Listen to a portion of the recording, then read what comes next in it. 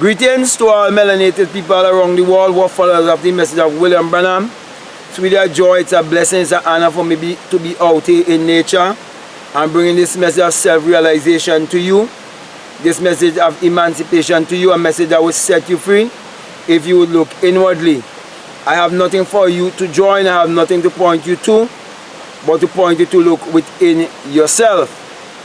And also, if you are interested in knowing more of what I am teaching, I have a link below where you can also find my books, and that is your choice.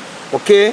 Now I want to speak to you concerning Malachi Chapter 4 and what it is said in Malachi 4 and how they refer to it to mean the ministry of William Branham.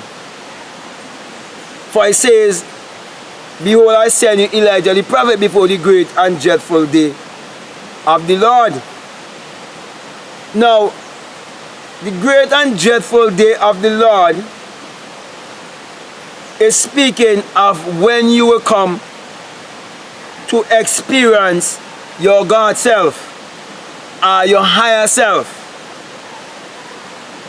And who is a prophet? We have to look at who is a prophet and who is Elijah. But you have to come to realize, first of all, that the Bible addresses the human mind and must be interpreted psychologically. That the Bible is not literal, neither is it secular history. For the Bible have no reference to anyone who ever existed thousands of years ago, or to any actual event that happened upon the earth thousands of years ago. The Bible all addresses the human psyche. So it is all mental. Also, you need to know that even the story of Abraham, Galatians 4:24 tells you it's all an allegory. And an allegory is a story whereby the characters, they're not real. They only represent ideas. So as long as you come to realize that the characters in the Bible were not men that existed thousands of years ago, you come to also realize that you're taking allegory for history and personification for persons. Now let me give you one more example before I go into what I want to speak about. When you read St. John 1 verses 3, it is telling you that Jesus Christ is only a personification of the human imagination. That's the reason why it tells you that all things were made by Him, and without Him there isn't anything made that was made. Now, if you can tell me of one thing that was made in this world that wasn't first a thought or first an idea or wasn't first imagined, or one thing that ever going to be made that must not be first be a thought or first be an idea, then you prove that what I'm saying is not the truth. Also, if you say to me that the things that God created, there wasn't first a thought, you will contradict yourself also, because the Bible said that God said, "Let there be," and there was. Now, what is a word? A word is a thought expressed. And it tells you that the earth was without form and void. When you have a thought, it is without form and it is void. It is when you act upon it and believe it, it will come into manifestation. That's how money comes into the world. That's how the motor car comes into the world. That's how the airplane comes into the world. That's how everything comes into the world. That's the reason why those who enslave you are the ones who are inventing these things and employing you and ruling over you, because you believe in a false God. Okay? Now, so who is a prophet? A prophet is anyone who comes to realize that everything that you see in the physical, it was first spiritual, it was first invisible, it was first in the unseen.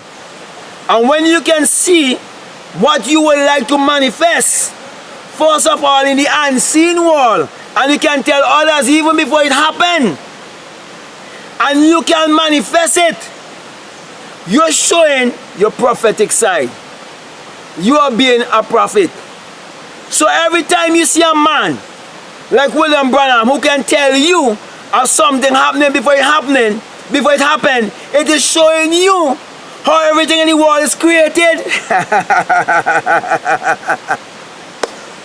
My friend, Henry Ford, if he's the true inventor of the motor car, he had to see it in his mind's eye first, and it was invisible, and it been made been manifest indivisible. Everything you see in this world, it was first invisible, and the one who invents it had to first see it in their mind's eye and believe it to make it visible. So a prophecy is when you could create your reality consciously. When before you become a millionaire, you can tell someone you are already a millionaire, and you see it manifest. That is the fulfillment of the prophecy. Now if you don't believe me, all the things that people talk about as prophecy being fulfilled, it all goes back to a thought in somebody's mind. If there's a war and you say prophecy fulfilling, the guns, the bombs, they all were first a thought. If there's an economic recession and you say prophecy fulfilled, money was first a thought. Everything was first a thought. It will always go back to it was first a thought. If you say an earthquake, before anyone could say an earthquake, before anyone could say any disaster that can take place upon the face of the earth, it was first a thought. The very Bible that you're reading, before any man could write anything, it had to first be a thought. So when you say God speak to men, and men wrote, it is showing you how the inside teacher, which is the intuition, that's why I call it intuition, the inside teacher, can teach you and direct you by letting you know that this body is a vehicle and you are given a manual to know how to steer this vehicle. So the Bible is not a religious book. It's a book teaching you how to discover yourself. So Elijah is a mindset, is a state of mind. All the characters in the Bible, they are states of mind, are states of consciousness. So when William Branham speak, it was a state of consciousness. It is a man recognizing and realizing something. But that something was not for you to camp around and form a denomination or a religion. But it was for you to use, to take you further into self-discovery. Because the universal question of life is, who am I?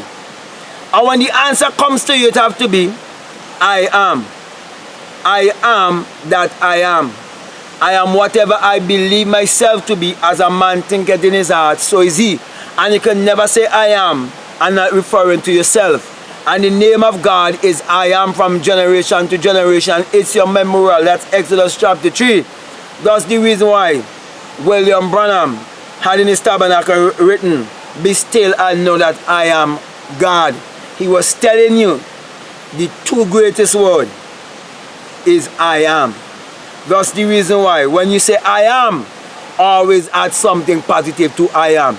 Do not go around saying I am broke, I am this, I am that. Christians are always saying that. They can't afford this, they can't afford that, this expensive, that expensive. And they are the ones who are supposed to be above and not beneath. They are the ones supposed to be the lender and not the borrowers. So my brother and my sisters, I think I got my message across to you. That Malachi 4 doesn't represent William Branham. It represents anyone who will find a prophetic self and understand what is prophecy and understand what it means to get a vision. There would not be no motor car if a man didn't have a vision. There could be no radio if a man didn't have a vision. There could be no electricity if a man didn't have a vision. There could be no money if no man didn't have a vision. I couldn't be here speaking to you if I didn't have a vision. I didn't even have the camera, but I had a vision. I didn't even know what I was going to speak about, but I had a vision. Now I have 3 channels. I have my other channel, Black Mad Guru, and I'm just using this one to help you. As if you want to accept it or not. So my brother and my sister, stop holding on Malachi 4 and making a fool out of yourself. Okay? Now I want to give you the sign that they want you to be afraid of.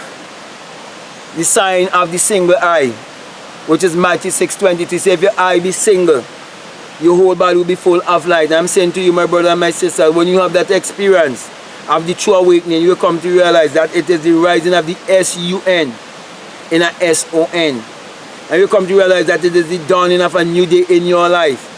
And then you will come to understand why the Bible tells you in Psalm 84:11 that the Lord thy God is a S-U-N, a sun and a shield. And why in Malachi 4:2 it tells you that the Son of righteousness, as in the S-U-N, shall arise in you with healing in his wings. It happened to me when I had the blood from the skull, my brothers and my sisters. So I'm saying to you, when you come to have that experience, you will come to realize that without the sun, there's no life and there is no light. And without the human imagination, there isn't anything made that was made. And that the sun parallels the human imagination and the human imagination parallels the sun. And that we are the people of the sun. Therefore, let us use our mind power to achieve our every desire. So with that being said, I want to say peace, love you. I'm out.